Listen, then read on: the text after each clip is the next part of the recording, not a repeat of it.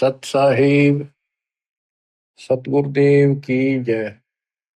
बंदी छोड़ कबीर साहिब जी की जय। बंदी छोड़ गरीबदास जी महाराज जी की जय। स्वामी राम देवानंद जी गुरु महाराज जी की जय हो।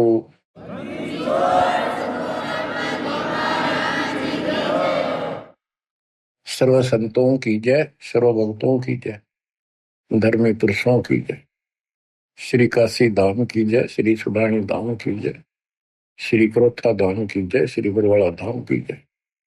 सत साहिब परम पिता परमात्मा कबीर जी की असीम रजा से आपको मनुष्य जीवन की सफलता का राज प्राप्त हुआ। रहस्य, यथार्थ, अध्यात्म ज्ञान, सत्य भक्ति। इसके बिना ये मनुष्य जीवन आम सामान्य प्राणी जैसा था, पशु पक्षी के समान है। भक्ति हम मानव शरीर में प्राप्त करके अपना भविष्य सुधार सकते हैं, संवार सकते हैं। अन्य जितने भी शरीर हैं, पशु हैं, पक्षी हैं, कीड़े मकोड़े हैं, ये अपना कर्म भोगते हैं। वो चाहे राष्ट्रपति के घोड़े हों, वहां बढ़िया व्यवस्था है, सेठ के घर कुत्ते भी बन गए और ये वहां उनकी सारी सुविधा है। परंतु ऐसी सुविधा मनुष्य को भी नहीं उपलब्ध होती कईयों को। तो कहने का भाव ये है, मनुष्य जीवन यदि भक्ति नहीं करते मानो स्त्री पुरुष, तो उन पशु पक्षियों में उसमें कोई अंतर नहीं। सुविधा कर्मानुसार पूर्व जन्म के संस्कारों से सबको प्राप्त होती है। दुख और सुख दोनों साथ रहते हैं। अब बात आती है कि भक्ति करनी चाहिए, अवश्य करनी चाहिए। आत्मा मानती है, उसके लिए मानव भटक भी रहे हैं। आत्म ज्ञान बिना नर भटका, कदे मथुरा कदे काशी। यथार्थ ज्ञान ना होने से ये प्राणी मानव शरीर धारण करके कभी मथुरा कभी काशी, किता न किता अपना राह ढूंढ रहा है कि किता भगवान मिल जाए। कबीर साहब कहते हैं, पर्वत पर्वत में फिरा,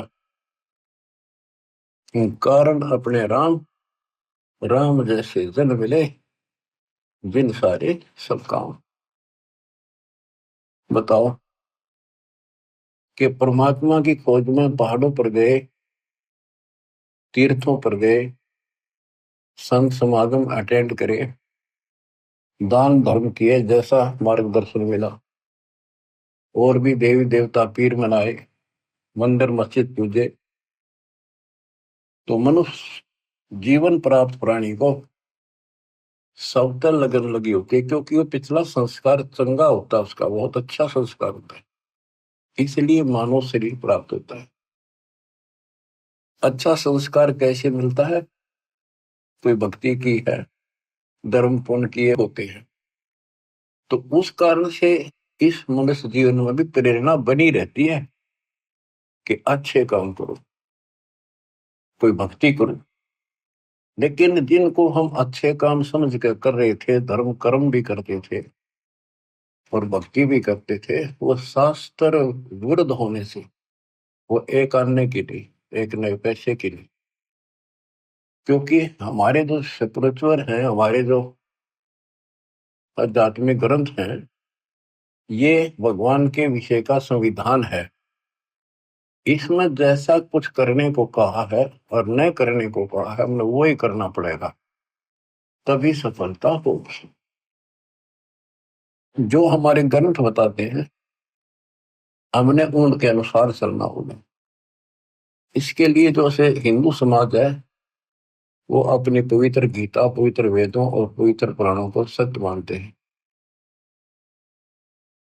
और हमारे हिंदू धर्म के धर्म गुरुओं ने जो ज्ञान बताया, उन्होंने यही कहा है कि गीता वेद पुराणों में ऐसा ही लिखा है, ये भक्ति करो।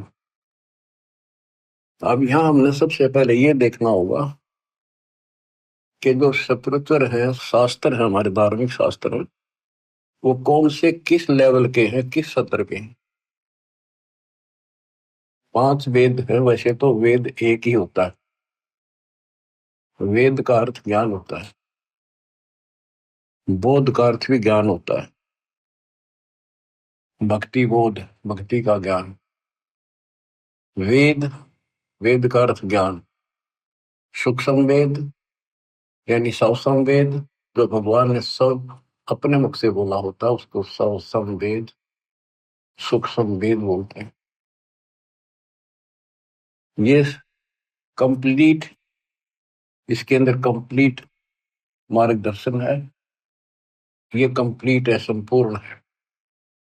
यह वेद परमात्मा ने, जब हम अपने कर्म फोड़ कर यहाँ पृथ्वी पर इसके साथ आगे, इसके ब्रह्मांडों में, जब तक हमारी पूंजी रही तो हमें सारे ठाठ दिए इसने, आप भी लूटता रहा।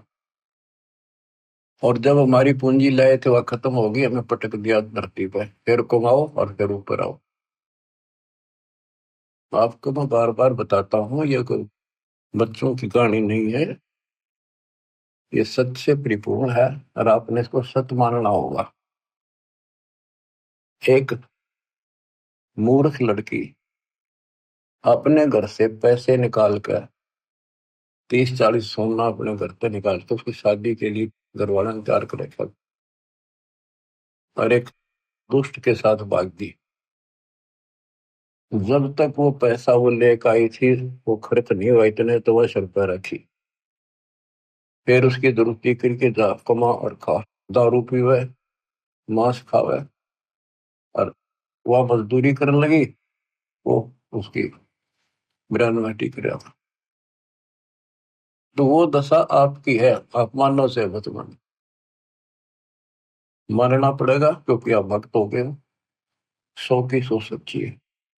अब यहाँ मजदूरी बता रखी है, इतना करो, दान करो, यज्ञ करो, बस नाम जपो तो उठ पटांग जपो, जो मोक्ष ना दे। और घने करो तो ओम जपो। फिर हरे कृष्ण राधे श्याम, ये दूध भेज रखे, सारे नकली नाम बताइए। इसके आधार से स्वर्ग जाओ। स्वर्ग एक होटल है, वहां आपकी पूंजी ऑटोमेटिक ऑनलाइन जमा रहती है। आप जैसा वहां खाते पीते मौज करते, ऑनलाइन पैसे कटते रहते हैं।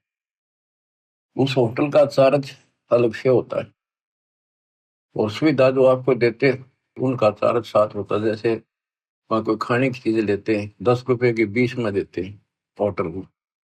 क्यों, हमारे आदमी जहाँ पैसे गणे होते हैं, उन्हें क्या लेना देना कितने गिराको। तो ये दुर्गति आपकी यूं की हो रही है, आप विचार करो इन बातों पर। आप किस चीज पर सेट हुए बैठे हो, 1 मिनट में मृत्यु हो जाती है।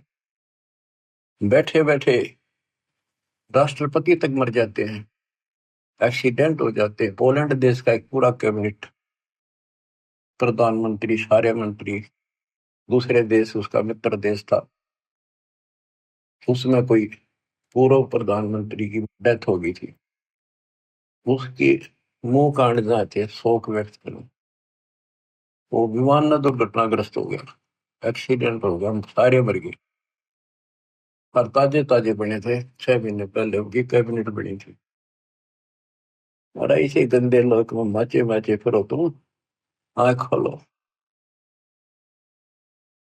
इस सत्संग को सुनकर भी आंखें नहीं खुलती, वो पत्थर प्राणी है, उसके भक्ति का अंश नहीं है।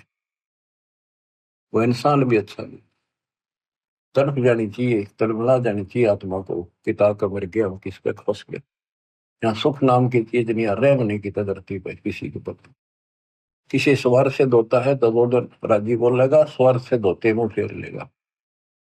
हम इतने बिगड़ चुके, यहाँ पर हम देवता थे सतलोक में। अब दोबारा से आपको इतना प्यार किया जा रहा है।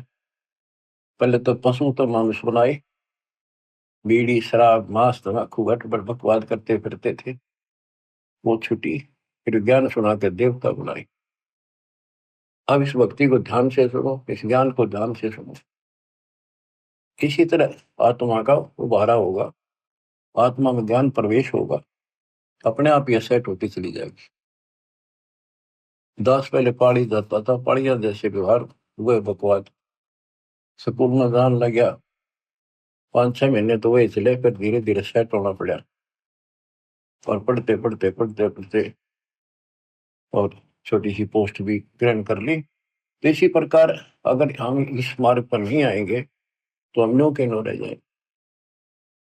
तो कहने का भाव ये है कि ये आपके स्कूल की पीरियड है, ये सुनते रहो। आजकल तो सारी सुविधा हो रही है, रिकॉर्डेड लेक्चर फिर भी सुन सकते, पर सुने इसी लगन से जैसे अब सुन ले, भूल जाए आध घंटा जितनी देर सुने, सब क्या है ना, और ध्यान से सुने। तो प्रसंग चल रहा है कि हम यहाँ आकर फंस गए, तो इस काल ने हमारी दुर्गति कर दी कि इन्हें वापस नहीं जाने दो।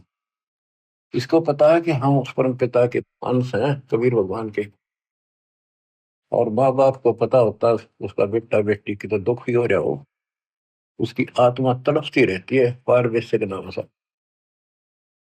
आपके लिए वो मालिक भटक रहा है, वो एज इट इज उस रूप में यहाँ नहीं आ सकता, क्योंकि वो नियम भंग होता है और ये घबरा जाएगा, और वो मर्यादा से बाहर की बातें है ना। था अगर कहता मैं चाहूँ तो 1 मिनट में धर्मदास इन सारा ले जाऊं, फिर इनके गाड्डू वही वही ना थे, वहां के टिके। अब इन दुखी हो लिए छक्के, कलयुग आ गया, और आने वाले समय में और दुर्गति होगी। अब चौथा युग आ गया, ये भक्ति करके भी छक लिए। सतयुग त्रेता द्वापर में इनके पूर्व जन्म के संस्कार बहुत अच्छे होते हैं, इसलिए ये सोचते रहते हैं कि दो साधना हम कर रहे हैं, इसी से ये मौज माजरी है, इसी से सारे सुख होते आ रहे हैं। और जब कलयुग में जाएंगे, इतनी त्रुटि होगी इनकी, सारी साधना करके थक लेंगे, कुछ भी लाभ नहीं होगा, इनके संस्कार कमजोर पड़ जाएंगे। तब ये भगवान के लिए भटकना शुरू करेंगे, और फिर मैं इनको कैच करूंगा। उदाहरण देता हूँ, सतयुग में राजा अम्बरीश थे, मालिक वहां भी मिले होंगे। वेद बताते हैं परमात्मा के लक्षण वो झूठ नहीं होते, सो के सो सकते हैं कि परमात्मा सबसे ऊपर के लोक में रहता है, वहां से गति करके चल के आता है। भक्ति मार्ग में जो लगे हैं उन अच्छी आत्माओं को आके मिलता है, वो यथार्थ भक्ति ज्ञान सुनाता है। और जो लगे नहीं है भक्ति पर, उनको भक्ति करने की प्रेरणा अपने मुख्य मुख से बोलकर वाणी द्वारा बताता है, उनको गुप्त भेद मंत्र बताता है, गुप्त मंत्र आविष्कार करता है, एक कवि की तरह आचरण करता है। अपने सूक्ष्म वेद ज्ञान को काव्यना, कविताओं से, दोहों के माध्यम से, चौपाइयों के माध्यम से, शब्दों के माध्यम से बोल बोल के सुनाता है, वो सूक्ष्म वेद होता है। तो अब ये सूक्ष्म वेद बताता हूं, परमात्मा ने वो सूक्ष्म वेद इस ज्योति निरंजन काल सर्वपुरुष सर्वब्रह्म के अंतःकरण में वहां से ईमेल कर दिया।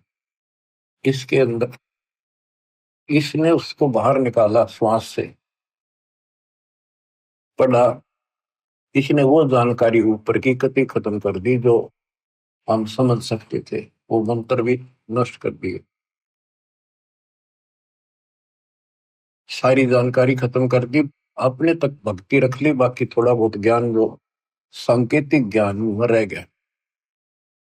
तो जिस आधार से, जैसे ब्रह्मा जी सबसे पहले कमल के फूल पर बैठे थे, अपने पुत्र नारद के प्रश्न का उत्तर दिया, और नारद ने पूछा था कि पिताजी आप सच बताना कि सारी सृष्टि के रचनहार कौन है, किसने ब्रह्मांड बनाए, कौन ये पालन करता है वास्तव। ब्रह्मा जी कहता, बेटा नारद इसका क्या जवाब दूं, मैं जब होश में आया, मैं कमल के फूल पर विराजमान था, कमल का फूल जलमय होता है, चारों तरफा गाद जल था, मैं सोच रहा था मेरे को किसने उत्पन्न कर दिया, मेरा क्या उद्देश्य है।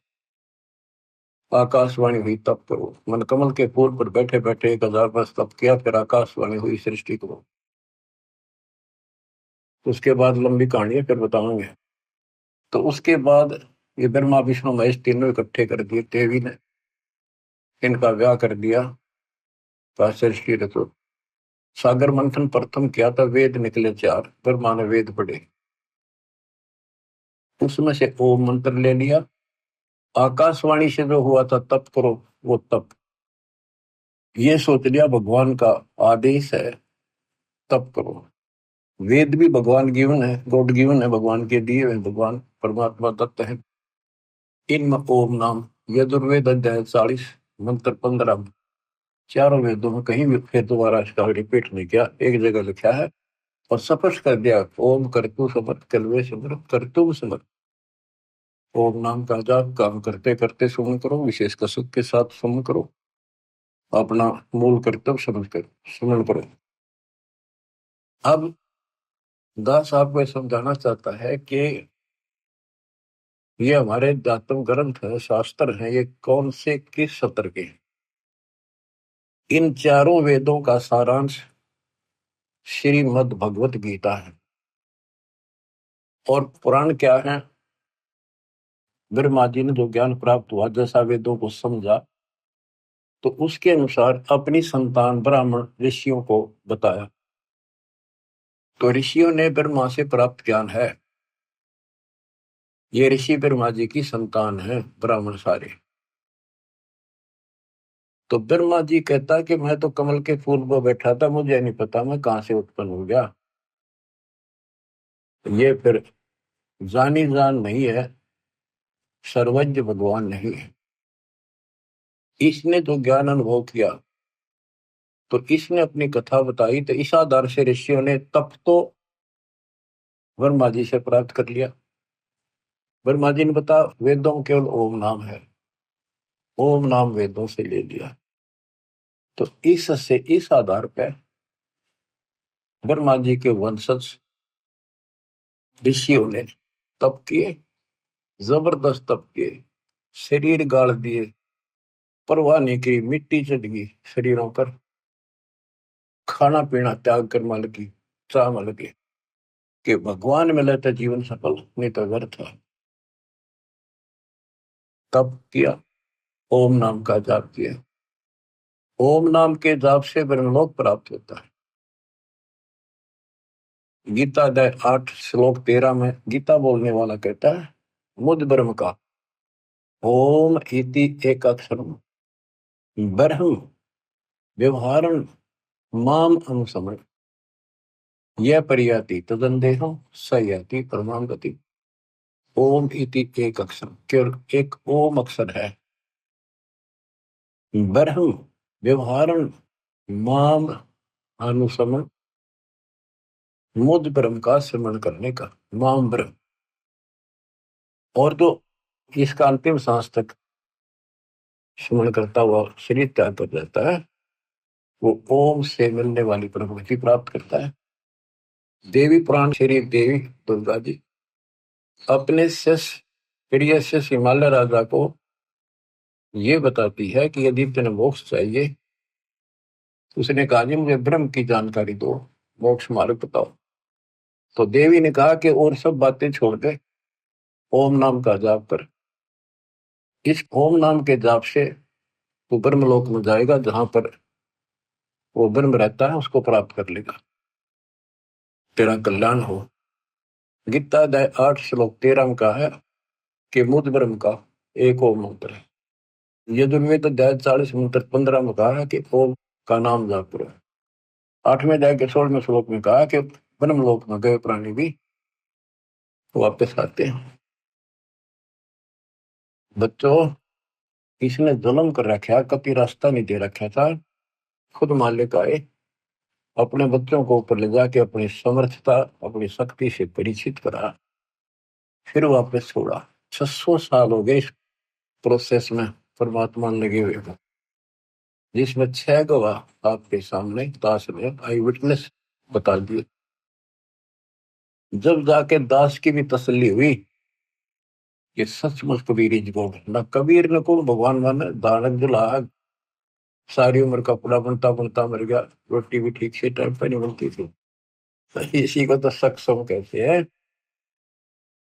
उसने जरूरत ही नहीं था, सब कुछ संकेत पे है उसके। 18 लाख बाबा जी आगे चेला समेत और सारी काशीनाथ जी कितने आए, 3 दिन तक भोजन खवाए। वो एक कुटिया में बैठा था जब भी, घर में कुछ नहीं था। तो ये तो भगवान है, इसी का नाम तो परमात्मा है। सतगुरु जो चावे सो कर ही, 14 कोट दूर तो पर ही, बहुत बहुत जंतराश निवार है, चित्रगुप्त कागज पाठ। अब बच्चों को प्रश्न चल रहा है कि हम जो साधना करते हैं वो शास्त्र अनुसार होनी चाहिए। अब शास्त्र कौन से ठीक है? जो हमें मान्य हो भगवान की भक्ति के लिए। हिंदुओं के लिए वेद और गीता ये एथेंटिक शिवयोचन है, एथेंटिक धार्मिक ग्रंथ है, ये प्रमाणित है। और पुराण जो है ये ऋषियों का अपना अनुभव है, जैसा इन्होंने साधना की उससे जो उपलब्धि हुई। इन्होंने हठ योग किए, समाधि लगाई, समाधि के अंदर इनको किसी को तो इस काल ने ब्रह्मा के रूप में दर्शन दे दिए, किसी को विष्णु के रूप में, किसी को शिव जी के रूप में। तो ऋषियों ने मान लिया भगवान पा गया, ब्रह्मा के रूप में दर्शन दिया उन्होंने। ब्रह्मा जी के पास जाकर स्तुति करी, आप भगवान हो, सारी सृष्टि के मालिक हो, आप अपने को छुपाए बैठे हो, हमने पहचान लिया। इसी प्रकार विष्णु जी को ब्रह्म पैदा कर दिया, जिनको काल ने विष्णु रूप में दर्शन दिया। उन्होंने मान लिया कि मैं ही सारी सृष्टि का कर्ता रचनहार हूं, नथिंग एल्स। इसी तरह शिव जी को, इसी बात पर एक दिन ब्रह्मा और विष्णु जी की आपस में लड़ाई होगी। ब्रह्मा जी गए विष्णु जी के पास, विष्णु जी ने सम्मान नहीं किया उनका, आजा भाई, मैं बड़ा भाई है उसका, तो भी नहीं कहा आजा बैठ जा। इनकी देखो बच्चों विचार करो, जिनको भगवान मानते थे इनमें शिष्टाचार की भी कितनी कमी थी। एक बड़ा भाई है विष्णु जी का, और ये बैठा था शेषनाग की सैया पर, लक्ष्मी जी इसके चरण दबाई थी, आसपास इसके प्रशंसक खड़े थे विष्णु जी के। ब्रह्मा जी आया तो इसने अपना अपमान मान लिया कि इसने खड़ा होकर मिलूं, हाथ मिलाऊं या सीने से लगाऊं या नो को आओ जी बैठो, इतना भी ठीक है इसने। ये फिर काम क्रोध से भरे पड़े ही ना भगवान मान्या करते। इस बात का दुख ब्रह्मा जी ने मान्या, अभी इसने सम्मान भी ना किया। न बोला वो अभिमानी, मैं तेरा बाप हूँ, सारी सृष्टि का रचने वाला हूँ, तो मेरे से पैदा हुआ और मेरा सम्मान नहीं करता, अपने बाप को देखकर भी तू अहंकार करता है, तो मेरा बेटा है फिर भी सम्मान नहीं करता। उसमें बोला तू मेरा बेटा, मैं तेरा बाप, तो मेरा ना भी कम से उत्पन्न हुआ था। तो उसके प्रशंसक खूब हंसे, तो सबने बताया था कमल के फूल को तुम उत्पन्न हुआ, और विष्णु के नाभि से कमल निकला। इधर मारना विष्णु नापन मेरा कमल कितना है, कैसे नाभि में उग गया। ये तो सूखे चौधरी थे। तो इस बात पर ब्रह्मा बोला तेरी अकल ठिकाना करता हूँ अभी। विष्णु बोला आजा, चढ़ा ली बात दोनों ने और काट दिया शस्त्र, मरण मरण तैयार हो गए।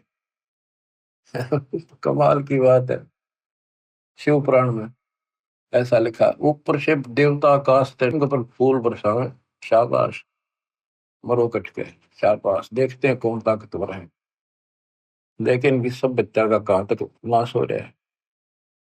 देवता व हरणों का लड़ो, उन्हें बीच मारना चाहिए था। भगवानों आप ऐसे करोगे फिर मारा केरा होगा। भगवान मानना थे इन्हें, दोनों लड़ पड़े। बता, वो तो इनका बाप जो काल नरेंद्र ने सोची मरेंगे कट के, तेरे खान पीने का सिस्टम बंद हो जाएगा। इनके बीच में एक सतम खड़ा कर दिया, बोतल बोतल आकाश में छूनेगा। ये दोनों डर गया, आश्चर्यचकित हुए। जब इसका और छोर ढूंढना चाल पड़े और लड़ाई मिट गई, फिर काल आके खड़ा हो गया शिव जी के रूप में, साथ में दुर्गा को पार्वती रूप बना के लिया। तब उनसे कहता है कि बेटा तुमने अपने आप को भगवान मान लिया, ये तुम्हारी बहुत बड़ी गलती है। तुम भगवान नहीं हो, यू आर नॉट गॉड। तब उसने हाथ जोड़ लिया और सुनो, तुम्हारे तप के प्रतिफल में मैंने तुमको एक एक जॉब दी है, एक एक विभाग दिया है, रजगुण उत्पत्ति का ब्रह्मा को, स्थिति का विष्णु को। और इसी प्रकार शंकर को ये संहार तिरुभाव, और रुद्र को संहार। ये रुद्र और शंकर एक का है। देवतान महाराज जब इसने तिरुभाव कहते हैं, आम आदमी महाराज जब इसको रुद्र कहते हैं, ये दो रूप बना लेता है।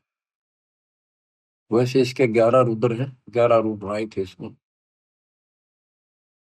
अब देखो, ये पुराण है, शिव पुराण के अंदर विद्वेश्वर संहिता के अंदर अध्याय है। इन पुराणों में लिखा है कि ये शिव रूप में आकर प्रकट हो गया। दो तो ये हो गए, फिर मार विष्णु पुत्रों, उनको पुत्रों कहा। और इसी प्रकार शंकर और रुद्र, वो 4 अलग हो गए, हरियो 5वां। वैसे तो चौथा ही है। तो ये भी ना समझ पाए कि जो इनका बाप है, और ये नौकी इनका कोई माता पिता नहीं। और फिर इसने के जुल्म करा, ये बताऊं तो सर्वभाव है, ना बताऊं ज्ञान अधूरा। ये शिव के मंदिरों में तो शिवलिंग रखे हैं, इनको आगे विस्तार ना करूं तो अच्छा है। एक मिट्टी के पत्थर के बने हुए ये 2 आइटम इन्हें दे गया आराम खोर। ये डरता नहीं है, माथे गला लिए वह शिवलिंग पूजा। Private part of Shiv and Parvati, ये बदमाशी कर गया। अब सारा संसार इन पर मत्था टेक कर थरा बेड़ा करे कोई। इसने ऐसा नाश कर रखा। सतगुरु आए दया करी, ऐसे दीन दयाल बंदी छोड़ वृतास का जठर में कृपा। इसने नाश करने में कसर नहीं छोड़ रखी दत्त की, और दाता ने विकास करने में कसर नहीं छोड़ रखी। अज्ञान कितनी देर रुक आता है, अंधेरा लाइट के सामने नहीं रुक सकता। अब ये रोशनी उदय हो गई है, सूर्य उदय हो गया इस तत्व ज्ञान का। अब सब अंधेरा मिटेगा। बच्चों, इस प्रकरण से संसिद्ध हो जाता है कि सबको कति मूर्ख बना रखा है। इसमें काल और दुर्गा और ब्रह्मा विष्णु है, इसको तो ज्ञान नहीं बेचारों को। इनको जैसे ये डरा धमका कर ला देते उसी तरह लग देते। उसके बाद यह शिवलिंग पूजा शुरू होगी और तेरा गजब हो गया।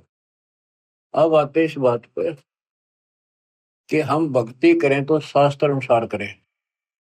यदि पुराणों अनुसार करेंगे तो ये डले ढोएंगे जो इन्हें बता रखे भगवादिया ने। गीता और वेद गॉड गिवन है, कबीर गॉड गिवन।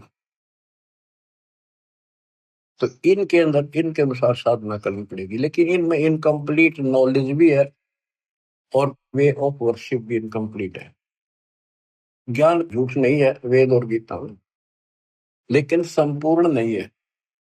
अधूरे ज्ञान से अधूरा काम, संपूर्ण ज्ञान से संपूर्ण ज्ञान। श्रीमद् भगवद गीता श्री कृष्ण जी ने बोली, ये मानते हैं। इनका बिल्कुल ठीक है, क्योंकि वो बोलता श्री कृष्ण लिखा था, अंदर कैसेट काल की चढ़ा रखी थी। काल बैठ कर बोल गया ब्रह्म। अब गीता में क्या बताया है, ये खुद अपने को नासवान बताता है। गीता अध्याय 2 के श्लोक 12 में, 4 के 5 में, 10 के 2 में, कि तेरे और मेरे बहुत दिन होगी अर्जुन, तू नहीं जानता, पर ये आगे भी होते रहेंगे। ये मत समझो कि आज ही जन्म है, पहले भी जन्म में थे, आगे भी होंगे। मैं जानता हूं, मेरी उत्पत्ति को ये देवता नहीं जानते। 10वें के 2 में कहा, क्योंकि ये मेरे से उत्पन्न हुए।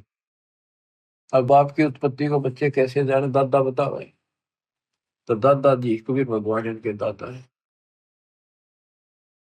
तो बच्चों, कौन ब्रह्मा का पिता है, कौन विष्णु की मां, शंकर का दादा कौन है, हमको दो बता।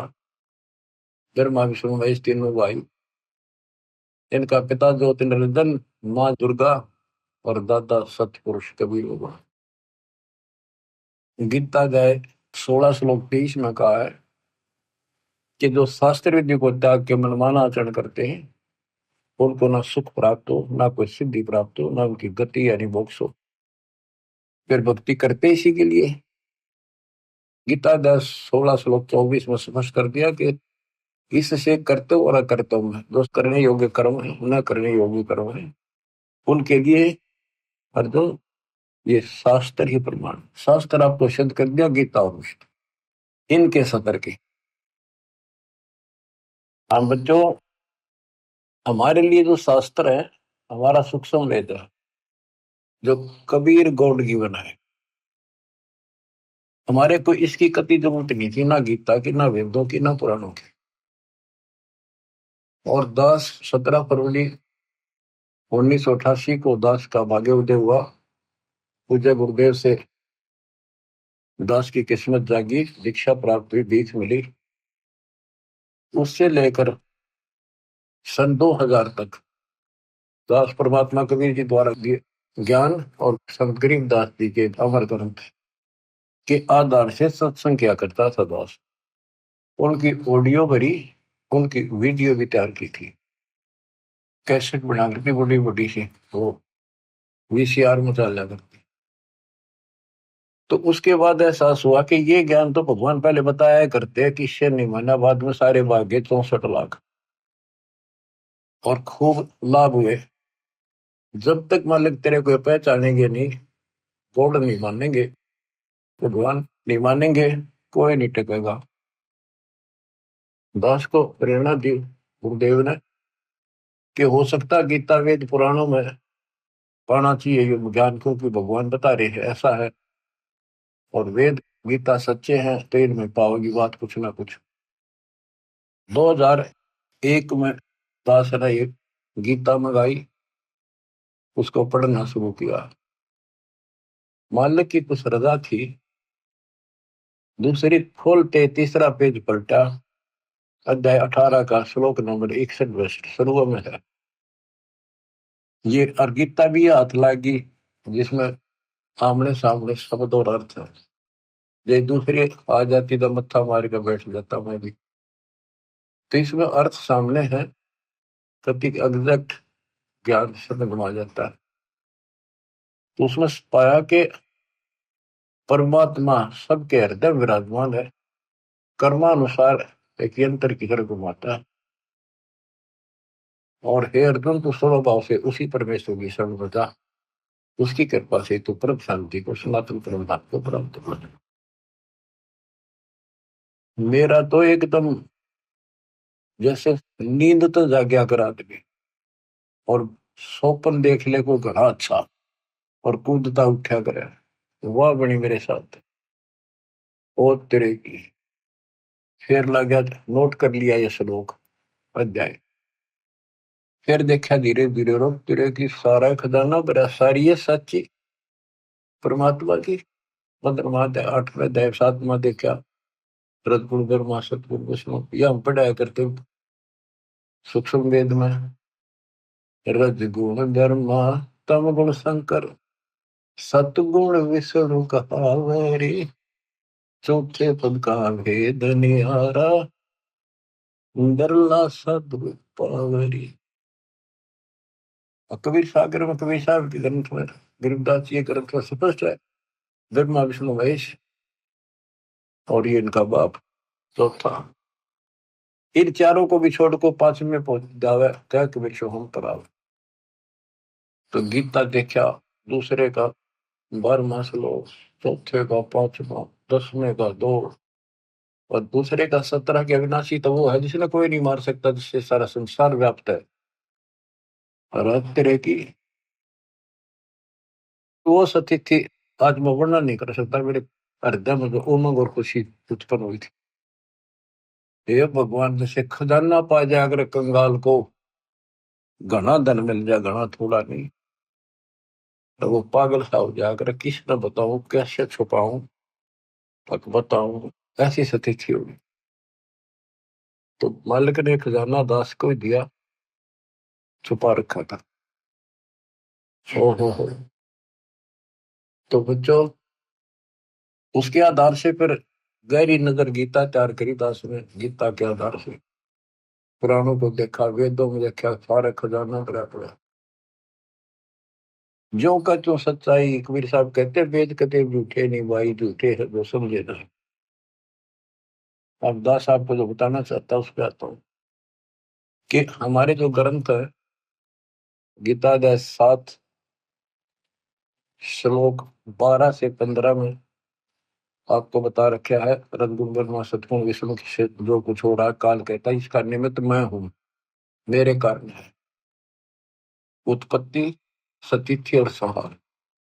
और जो केवल इन तीनों देवताओं तक सीमित है, ब्रह्मा विष्णु महेश तक, इनसे ऊपर कोई भक्ति नहीं करना चाहते, वो राक्षस स्वभाव को धारण किए हुए नीच दूषित कर्म करने वाले लोग मेरी भक्ति नहीं करते। और फिर गीता अध्याय 7 के 20 से 23 में अन्य देवताओं के बारे में बता, ब्रह्मा विष्णु महेश के साथ साथ कि इन देवताओं को कुछ शक्ति मैंने दे रखी है, लेकिन इन मूर्खों का, अल्प बुद्धि वालों का ये ज्ञान गलत है, ये अक्षणिक लाभ मिलता है, ये नाशवान है ये फल। अपनी भक्ति को भी बताता, 4 प्रकार के करते हैं, अर्थार्थी, अर्थ, जिज्ञासु और ज्ञानी। ज्ञानी श्रेष्ठ माने क्योंकि ये मोक्ष चाहते हैं, इन्होंने मुझे सुप्रीम मान लिया, मेरे आधार पर ओम नाम का जाप किया, वेदों तक सीमित रहे, ये भी मेरे वाली अनुपमा गति में आश्रित है, इसमें आश्रित रहेगी। क्योंकि ऋषि मुनि तप करे, ओम नाम का जाप करा, तब से राजा बन गए, ओम नाम से ब्रह्मलोक में गए, ब्रह्मलोक में जाकर फिर वहां पे सह जन्म मन बना रहा। फिर बताया कि खाक भक्ति हुई, जन्म मृत्यु मिटाया नहीं, सतलोक गए, फिर वो वापस लौट के नहीं आई, ब्रह्मलोक में गए, फिर आकर मरे, क्या फायदा उस भक्ति का। अब जो प्रश्न चल रहा है कि 7वें अध्याय 18 में कहा है कि ज्ञानी आत्मा है तो उदार, पर मेरे वाली अनुत्तम गति में सचित है। 7वें के 19 में कहा है कि बहुनाम जन्मनाम अंते ज्ञानवान माम प्रपद्यते, बहुत बहुत के अंत के जन्म में कोई ज्ञानी आत्मा मेरी भक्ति करता है, ना तो दूसरी भक्तियों में जीव नष्ट कर जाते हैं। मेरी भक्ति भी कोई कोई ज्ञानी किसी अंत के जन्म में एकादे में भटक कर करता है, ना तो नीचे वाली देवताओं में भक्ति करते रहते हैं। वासुदेव सर्वमिति स महात्मा सुदूर होता है, ये बताने वाला कि वो वासुदेव सारी सृष्टि का रचने वाला, सबके ऊपर जिसकी सत्ता, जिसकी साहिबी, जिसकी सत्ता, जिसकी हुकूमत सबके ऊपर है, वही पालन करता है, वही उत्पत्ति करता है, वही कर्मों की मार से बचा सकता है, पाप कर्म नष्ट करता है, वो आयु बढ़ा देता है, उसकी भक्ति से मोक्ष प्राप्त होता है, ये बताने वाला महात्मा शोध गीता अध्याय 4 श्लोक 32 में कहा कि वो परमात्मा सच्चिदानंद घन ब्रह्म। इन्होंने अर्थों के भी अनर्थ कर रखे हैं, अनुत्तम का अति उत्तम कर दिया, वर्ग का जाना होता है आना कर दिया, अनुत्तम का अर्थ अश्रेष्ठ होता है उसको सर्वश्रेष्ठ कर दिया। यहाँ गीता अध्याय 4 श्लोक 32 में ब्रह्मण मुखे शब्द है, उसका ब्रह्मण का अर्थ वेद कर दिया, यहाँ लिखना था सच्चिदानंद घन ब्रह्म।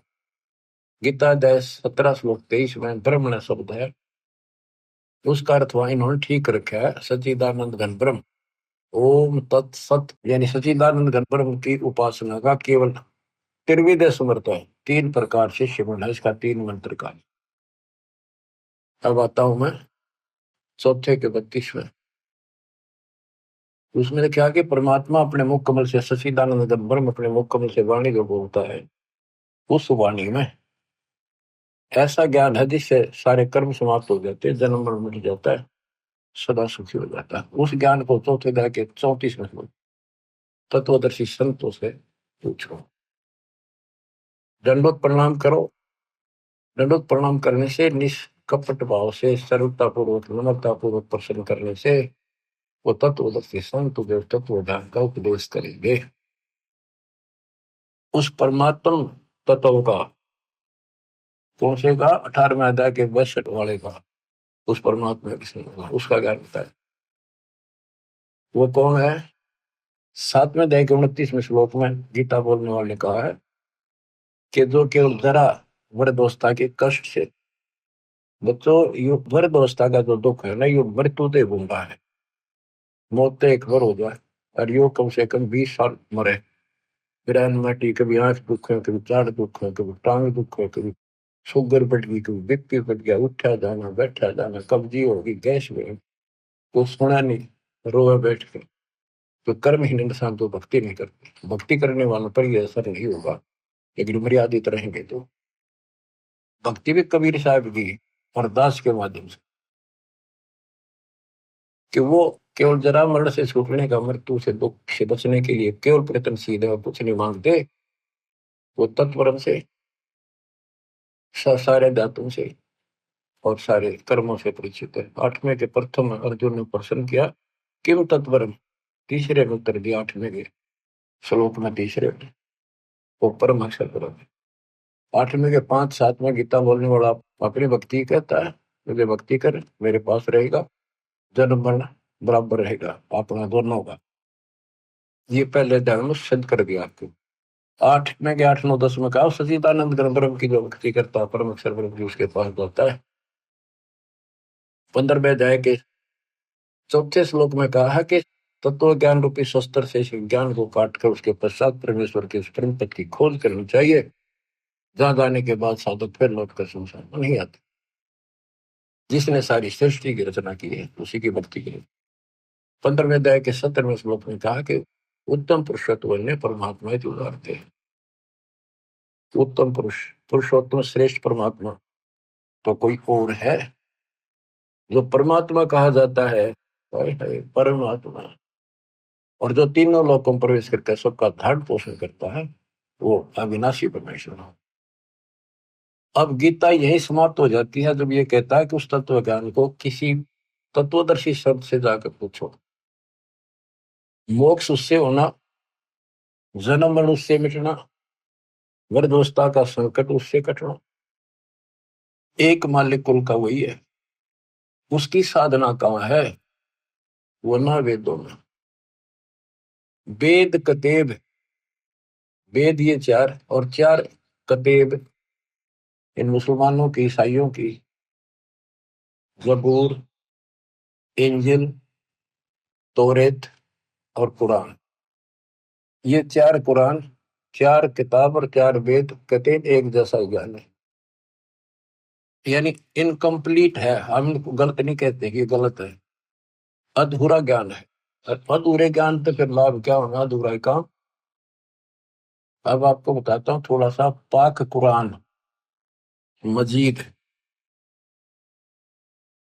देखो इसमें क्या बताया है, एक चैप्टर है, उसका नाम है अश-सूरा, और संख्या नंबर है 42, यानी सूरत अश-सूरा 42, आयत नंबर, श्लोक नंबर 1-2।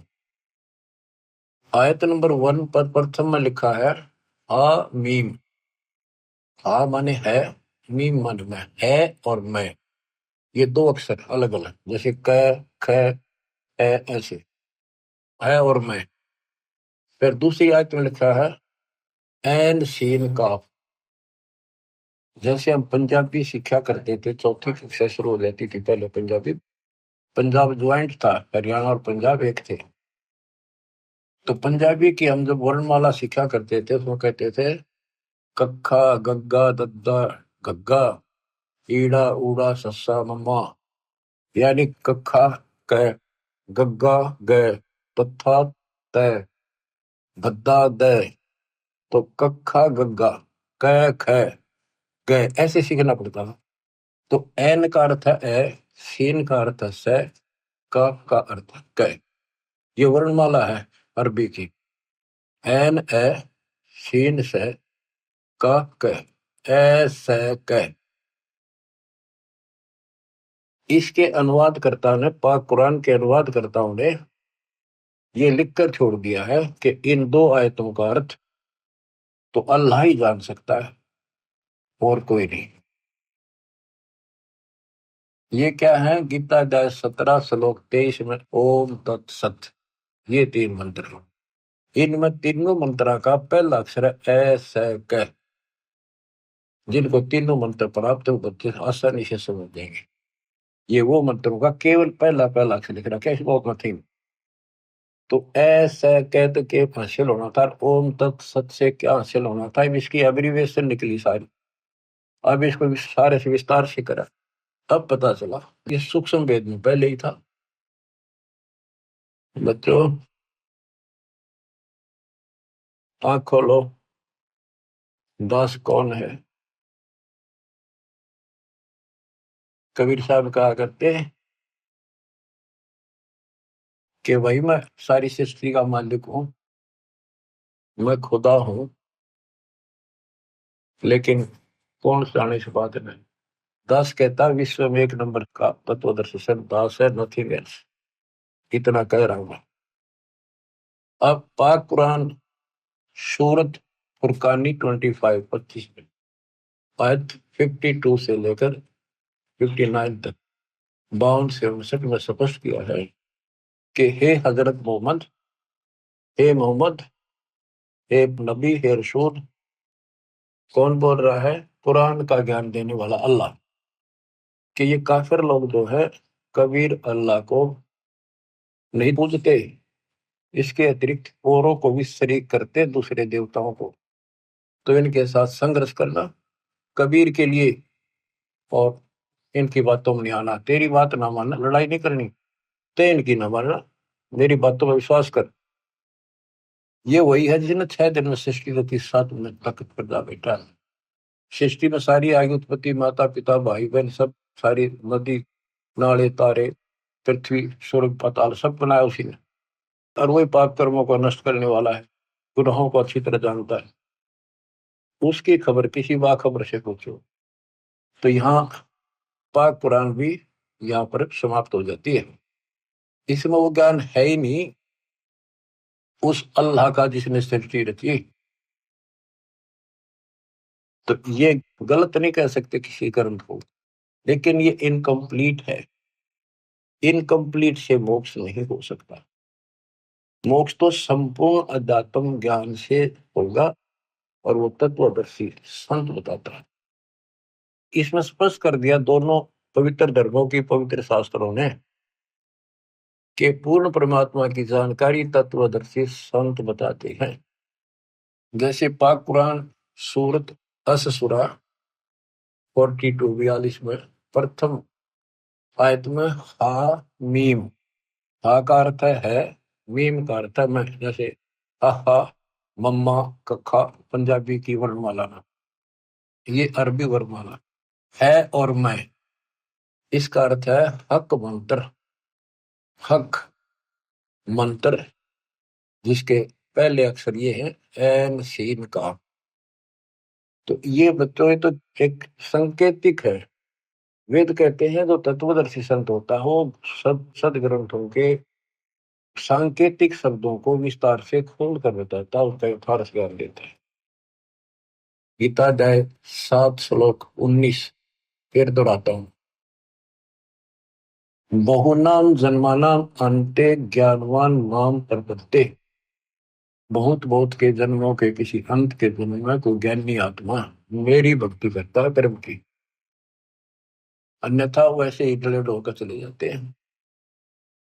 जैसे मार्कंडे ऋषि था, ओम नाम का जाप करा था, साथ में तप करा था। ये खिचड़ी ज्ञान है नहीं, सारे जड़े लोग हैं। चाचा कितने बड़े ऋषि लग गया करते तुमने, आज वो बालक दिखाई देंगे। इस बालक की दृष्टि से, तत्व ज्ञान की दृष्टि से देखोगे, उसने ब्रह्मलोक की साधना करने का ठान रखी थी। वही टारगेट था।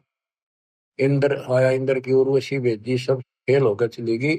तब इंद्र को कहता है इंद्र आजा, तो तेरे को सही मार्ग बता दूंगा। ब्रह्मलोक की भक्ति कर ले, ब्रह्मलोक में जागा, ब्रह्म की साधना कर। ये तो सब का ये ज्ञान भर रखा है। इंद्र स्वर्ग का राजा बोला जी फिर देखेंगे, ये तब ना मौज करते। ऐसे ही आप किसी आज कोई पोस्ट पर बैठे अच्छी, पर उसमें समझाने की चेष्टा करो, न कोई तो बाद की बातें फिर देखेंगे। कोई चौधर पूरी है, इब्राहिम सुल्तान आदम को देखो, क्या क्या सुख थे, भगवान ने नरक से काट के बाहर गिरा अपने बच्चे को। ये रोड मार रहा था, काल मूर्ख बना रहे। तो कहते हैं बहुत बहुत अंत के जन्म में कोई मेरी साधना करता है, मार्कंडेय ऋषि ब्रह्मलोक में जाकर फिर वापस आओगा, तब से राजा बनेगा, फिर गधा बनकर धक्के खाओगे। ये खाक साधना थी। ऋषि मुनि सब करें तपस्या, हे भगवान हमें मोक्ष दिए, तप करवा के राज दे दिया, 184 में ठोक दिए। आपको बताया शिवलिंग की पूजा किसने शुरू करी, किसने करवाई? पापात्मा ने। इसको परमात्मा कहते थे। बच्चों आँख खोल लो, उस बाल्य की कृपा कैसी बरस रही आपके ऊपर। और इतना ज्ञान समझ गए बच्चों, नहीं मानोगे तब तो पत्थर होकर। काम न मना नहीं किया किसी संत ने, लेकिन भगवान बोलना गलत है। खूब डटकर मेहनत मजदूरी करो, किसानी करो, दुकान पर जाओ, जो भी जॉब है काम करो, नौकरी करो, नेक नीति और डट कर सेवा करो, गफलत ना करो वहां पर, ताकि सबको अच्छा लगे कि भगवान से डरने वाला है, किसी भी काम में कोताही नहीं करता, कोई आलस नहीं करता, ठगी नहीं करता। और मालिक ने याद रखो, अब जैसे आपको बताया कि पंजाब का एक राम राय नाम का सरदार जी थे। वो लोग परमात्मा के चाहने वाले, संतों का सम्मान करने वाले शुरू से ही हैं, क्योंकि उनके गुरुओं ने एक ऐसी धारणा उनमें भर रखी है। संत गरीबदास जी का एक शिष्य ब्रह्म वेदी का पाठ सुबह सुबह बैठकर ऊंची आवाज में एक तालाब पर बैठकर करे था, स्नान करके कुएं पे तालाब पर वहां बैठ के ब्रह्म वेदी यानी वाणी का पाठ करे था सुबह सुबह, गरीबदास जी की वाणी का, जो अब नित्य करते, उनका अपने हिसाब से बनाया हुआ था, उसी वाणी से निकाल कर। तो राम राय चौधरी 900 बीघे का मालिक था। वो भी घूमने फिरने गया फ्रेश होने, तो उसने आते समय देखा एक संत वो वाणी बोल रहा है, कि ये वाणी बहुत पसंद करते हैं, क्योंकि ये गुरु ग्रंथ साहिब जी का पाठ सुनते रहते हैं। लेकिन वो वाणी कुछ विशेष कसक करी, खींच लिया उसको, वहां बैठ गया जाकर। उसने जब अपना पाठ कर लिया तो उससे पूछा कि है महात्मा जी, है भगत जी, ये वाणी तो गुरु ग्रंथ साहिब में तो नहीं है, ये किस संत की वाणी है? तो उसने बताया मेरे गुरुदेव की है, संत गरीबदास जी महाराज, बड़े पहुंचे हुए संत है, विश्व में उनके बराबर संत नहीं आज के ऊपर। उसकी वाणी है, अच्छे लिख रखी थी। तो उसने पूरा पता नोट कर लिया संत गरीबदास जी का, गांव सुलानी जिला उस टाइम जो भी था, दिल्ली के पास, बहादुरगढ़ के पास, वहां पूछ लियो। ऐसे ऐसे सारी डिटेल लेकर चल पड़ा। उन्होंने सोचा मिलना चाहिए संत से, क्या वो संत जीवित है? कहाँ जी जीवित है। वो चल पड़ा, पैदल चला करते थे, 3 दिन में पहुंचा। सुबह सुबह पता करा भी संत गरीबदास जी कहाँ पर है, मिलना है। उनका महल था, उनके नाना जी का बनाया हुआ, उसमें संकेत कर दिया कि वहां सामने है, उसमें चले गए। वहां कुछ भगत बैठे थे, 1-2 गांव का, कुछ बाहर के आ जाते थे, ज्ञान चर्चा सुना करते थे। गरीबदास जी सुबह सुबह एक बार घूमने जाते थे, किसान थे, 2,500 बीघा जमीन थी, अहंकार नहीं था, खेत में जाते थे, पशुओं का चारा काट के सर पर धरका ध्यान लेके आया करते, घूम भी आते थे। तो उन्होंने पूछा भी संत गरीबदास जी कहाँ है? राम राय ने पूछा, जो बकरा ने। वो बोले जी घूमने फिरने गए खेत में, कितनी देर में आएंगे? भाई ये तो संत की मर्जी है, मौत जाए कब आवे कब ना आवे। हाँ तो गया, हम भी इंतजार कर रहे हैं, पर उन्होंने बोला कितनी देर में आऊंगा पता नहीं। उसने सोचा इतनी दूर आ लिया, संत के दर्शन करके चैन लूंगा। वो चल पड़ा। उन्होंने बताया कि आगे जाइए, आगे अरहट है, उस रेत के पास एक जंटी का बहरा पेड़ है बड़ा, वहां पाओगे आपने, वहां कुएं पर स्नान भी करते हैं। तो वो जा रहा था गरीबदास जी, धोती कुर्ता हरियाणा की जो वेशभूषा होती थी, सिंपल मैन, सामान्य होता था यहाँ का वेशभूषा, इस तरह रहते थे वो, भाई आडम्बर संत नहीं करते। तो उस राम राय ने उस किसान से पूछ लिया, उसने किसान समझा, सिर पर पशुओं का चारा और भुट्टा धर रखा ज्वार का। उसने बोला भाई मैंने गरीबदास महाराज जी संत जी से मिलना है, तो बताओ इधर घूमन आए हैं, कहाँ से है वो, उनका खेत कहाँ ठिकाना है उनका।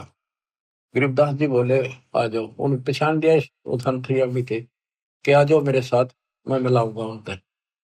वो वापस आ गए, वापस जा दिए वो गांव में, आ जा लेकर आ गए। वो भगत जो वहां खड़े थे उन्होंने बाज गए, किसी ने बूटा लिया, किसी ने दंडवत प्रणाम किया, फिर पानी पिला कर नहाऊंगा, पानी लाए स्नान कर दिया। उसने सोची, उन पूछा रहा महात्मा कौन सा है वो संत, तो वो भगत बोले ये तो है गरीबदास। वो सामने मुड्डे पे बैठ गया और बैठा बैठा ये मन में कल्पना कर रहा था कि ये गुरु ये महाराज है, तेरा गजब हुई।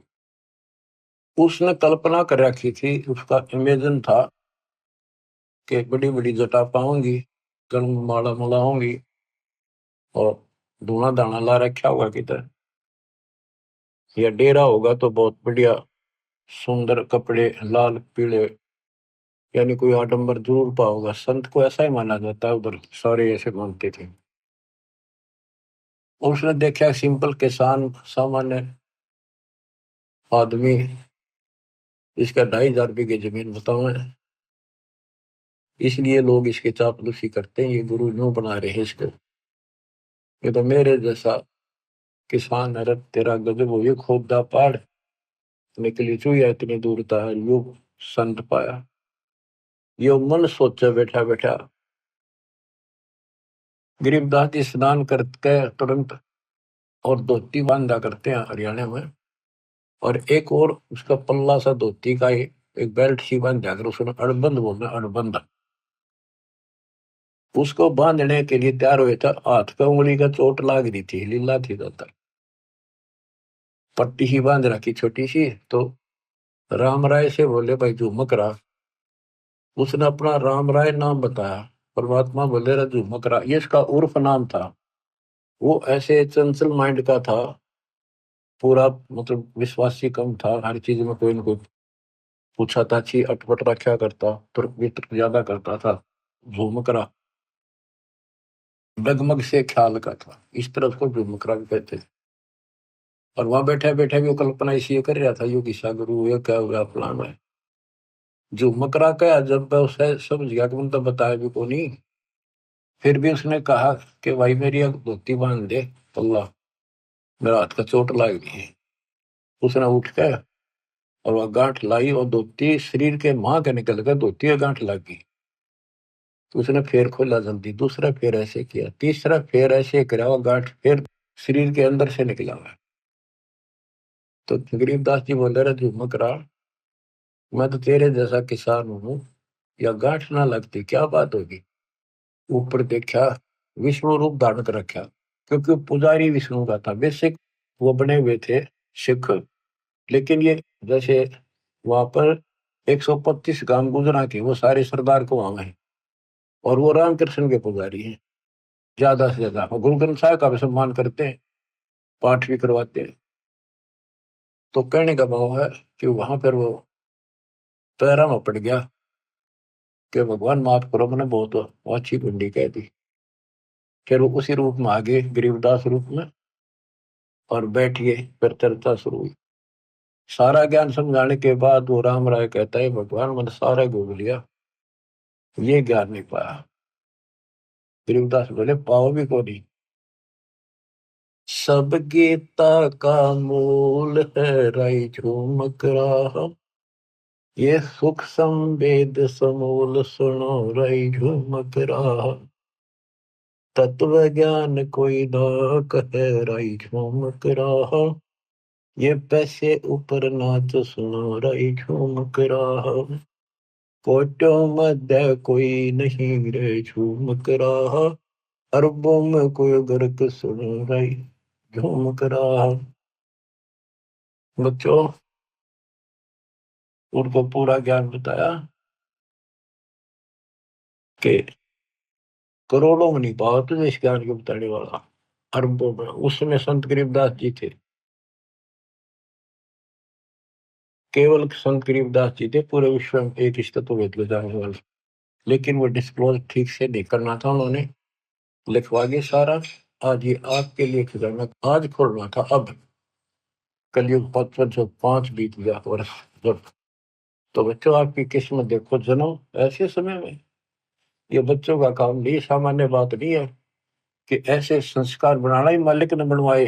तेरा कितने युगों से आपको संवार संवार कर प्रेरित कर करके चार्ज करते ला रहे, और आज आज ऐसे समय पर आपको ऐसे समय पर जन्म दे दिया। करीब आने वाली संतान परमात्मा के बच्चे आपसे प्राप्त शरीर में तो बड़ी बुढ़ाई भगता होंगे। और बच्चों जिनके संतान नहीं है उन जैसा आज किस्मत वाला मैं नहीं मानता धरती पे, तो समाज कुछ करो, क्योंकि अध्यात्म का जो पैमाना वो अलग है। उनने पिछले जन्म घने सुंदर जी रखे हैं, कभी किसी का एक दाना भी नहीं खाया, ना रखा ना दिया, परमात्मा की बातों पर कुछ असर किया, उनका लेन देन कति समाप्त कर दिया, करो सुला रखा। इनका उन्हें सतभक्ति मिल गई, वो सीधे वहां जाएंगे। जब डटे रहे तो समाज की तरफ देखते नहीं, बकवादा बढ़ गए, किसी का गोद ले ला, फरान ले ला, यू सदर दौड़ कर लेंगे, वो संस्कार फिर खराब करेंगे अपने। अपने वाले सुख नहीं देते कलयुग में, गोद लिया तुमने किसके शर्मा मालिश करेगा।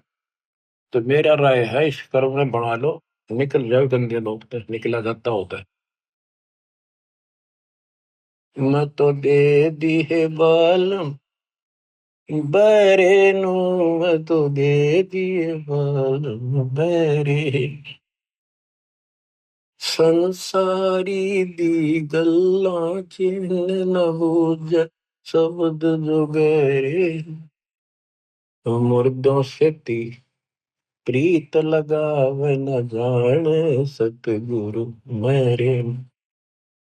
ऊंची थलियां खेती बोवे भूल नजर डरे, श्वेत छतर शिर मुकुट विराजे देखत नास चेहरे।